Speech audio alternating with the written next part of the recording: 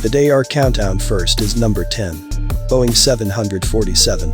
In 1958, Boeing released the 707, and Pan American Airlines became the biggest customer. The company, though, wanted an aircraft that was much larger to reduce the seat cost by about 30%, and this led to Boeing to develop an entirely new aircraft and transform the aviation industry. In the process, at first the 747 entered operation in 1970 and almost immediately opened up air travel to the masses. Since then, a number of variations have been produced to keep the design up to date, and in total 1566 have been produced. The largest variant, known as the 7478, is 250 feet long and has a wingspan of 224 feet. It's powered by 4 General Electric turbofan engines and has a cruise speed of 580 miles per hour and a range of just under 9,000 miles, all while carrying up to 467 passengers. Once it had proved its worth as a civilian aircraft, other users began exploring the potential of the 747, and it has since been adapted for a variety of different uses, from the military version, called the VC-25, more commonly known as Air Force One, to being used by NASA to carry space shuttles. Without the 747, its unlikely air travel would be anything like what it is today, and with Boeing's commitment to producing smaller and more efficient aircraft in the future, it could well be the largest production aircraft that company will ever make. Number 9. Antonov An-124. While it's not the largest aircraft the Antonov Design Bureau has ever built, the An-24 holds the record as being the heaviest production cargo plane in the world, with a total of 55 built and 26 of them currently in operation. First introduced in 1986, the design is similar to the Lockheed C-5 Galaxy, but has a 17 larger payload capacity. The An-124 is 226 feet long and has a wingspan of 240 feet, with 4 Progress D-18T high bypass turbofan engines. It has a cruising speed of 537 miles per hour and a maximum range of about 2,300 miles. With a full payload, it has a crew complement of 6: a pilot, co-pilot, navigator, chief flight engineer, an electrical flight engineer, and a radio operator, and it also requires 2 loadmasters to handle its cargo. The interior space offers enough room to carry 438 passengers, or cargo that weighs up to 165 tons, so can easily move virtually any military ground vehicle, or even some models of submarine. Number 8.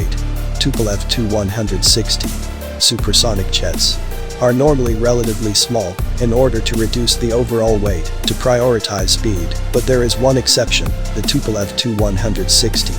It was created by the Tupolev Design Agency in the 1970s and was the last strategic bomber to be made for the Soviet Union. To this day, it retains the record as being the largest and heaviest military aircraft to have ever been built that's capable of reaching speeds in excess of Mach 2, as well as being the fastest bomber in use and the largest and heaviest variable sweep wing aircraft to ever take to the skies. The Tu-160 is 177 feet long, with a wingspan of up to 182 feet, operated by a 4-person crew that includes a pilot, co-pilot, a defensive systems officer, and a bombardier. It's powered by 4 Samara after-burning turbofan engines and has a cruising speed of 600 miles per hour and a top speed of 1,380 miles per hour, with the ability to fly as high as 52,000 feet in a combat range of 1,200 miles. It has 2 internal weapons bays that have a combined capacity of 50 tons that can include up to 12 short-range nuclear missiles. It's therefore the deadliest and most effective long-range bomber used by any country, and there would be very little that could be done to stop one of these if it was sent to carry out a mission. Number 7. McDonnell Douglas KC-10. Extender. A huge amount of operational time can be lost when aircraft have to land to refuel, so in the 1970s, McDonnell Douglas designed and built the KC-10 extender to solve this problem, and it was ready to enter operation by 1981. It's a transportation aircraft, but can also be used to carry fuel that I can use to refuel other aircraft while in flight. The aircraft is 181 feet long, with a wingspan of 165 feet.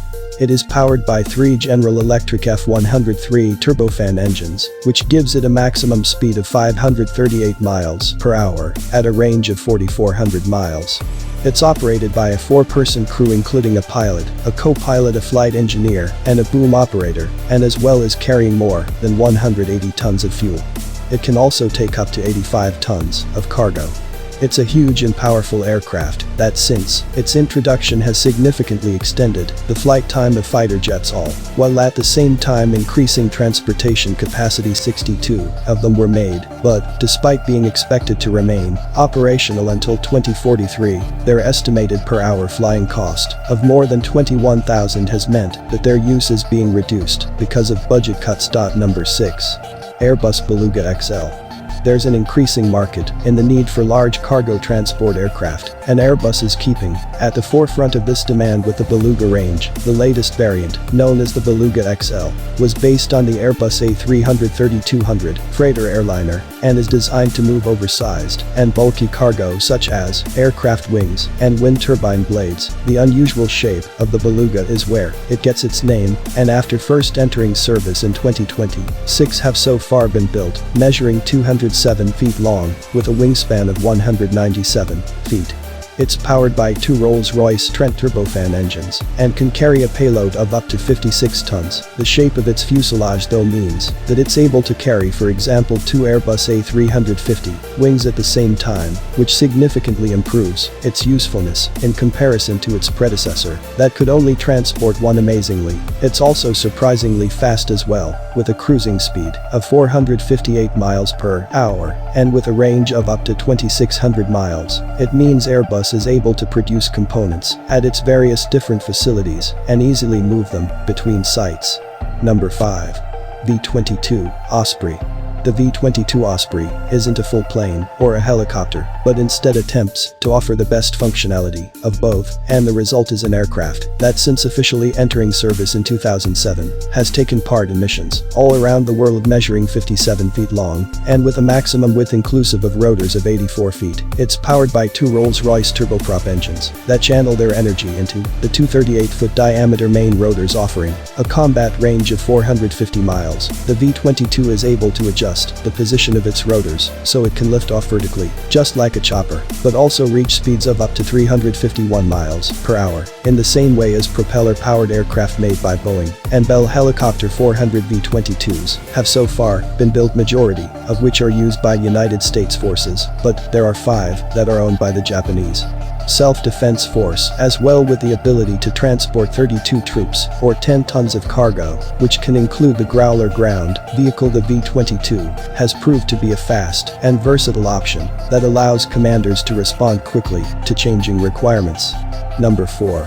Sikorsky CH-53E Super Stallion. Designed by Sikorsky Aircraft specifically for the U.S. military, the CH-53E Super Stallion is a heavy-lift helicopter with a range of different potential. Uses it was based on the CH-53C Stallion, but by adding a third engine and a seventh blade to the main rotor, it's significantly more powerful. The helicopter itself measures 99 feet long and is about 27 feet tall. Its main rotor has a diameter of 79 feet with 3 General Electric turbo shaft engines. It's able to fly at speeds of up to 170 miles per hour and has a range of about 620 miles, as it may sometimes enter a war zone. The Super Stallion is fitted with 2 window-mounted GAU-21 machine guns and a ram-mounted weapon system along with chaff and flare dispensers, but its main purpose is for transport, and it's able to carry up to 55 troops and a maximum cargo weight of 34 tons. After first being introduced in 1981, 234 were built, and they're still used for missions ranging from mine-sweeping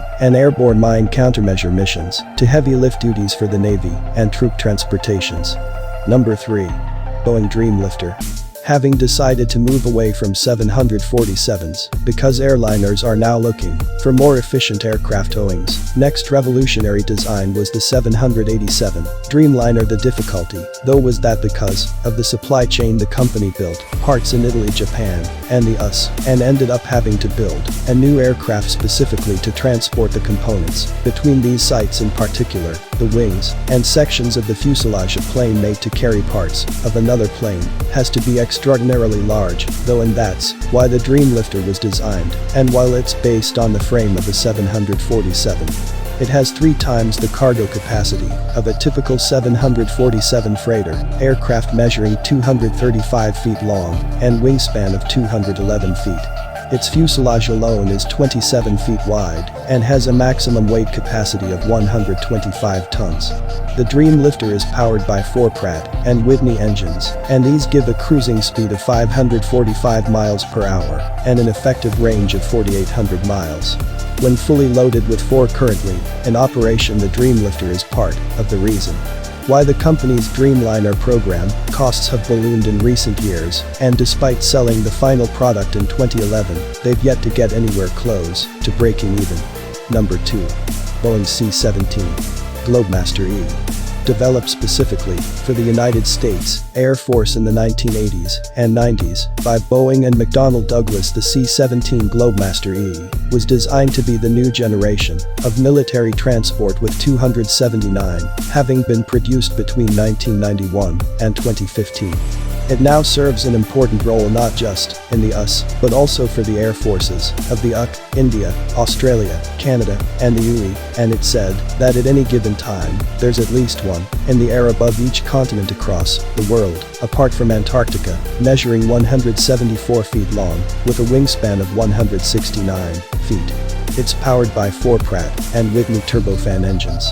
It's operated by 3 crew members, 2 of whom are pilots, and the third being the loadmaster, and the aircraft has a cruising speed of 520 miles an hour with a range of up to 2780 miles. In total, the C-17 has a cargo capacity of 85.5 tons, which can include an M1 Abrams tanker space for 102 paratroopers, 134 troops, or 90 medical evacuees. One of the first full-scale uses of the C-17 came in 2003.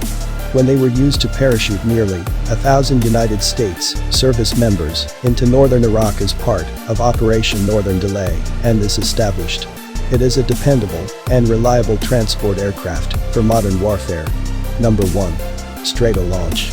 With increasing interest and technological ability to send spacecraft into orbit, a number of other vehicles have been created to support these attempts. One of these is called the Strato launch, which is specifically designed to carry air-launched to orbit rockets, and to do this, it has the widest wingspan of any aircraft that's ever taken to the skies. The Strato launch not only needed to be able to carry heavy loads, but also needed to be able to take cargo to a significant height in a way that it can also be released at that altitude. So the solution was to build a twin fuselage aircraft, which allows the rockets to be secured on top. The finished version of the Strato launch is 238 feet long, and its wingspan measures 385 feet. It's powered by 6 Whitney turbofan engines, which give it a maximum speed of miles per hour and a range of about 1,200 miles. The aircraft is able to reach a service ceiling of 35,000 feet, and it can do this while carrying an external payload weighing as much as 275 tons. Unfortunately, due to the death of Paul Allen, the founder of the company that built the Strato launch, only one has ever been built, and it's only conducted 2 flights. The future of the aircraft is still unknown, but with an increasing number of companies trying to find ways to launch satellites into space in cost-effective ways.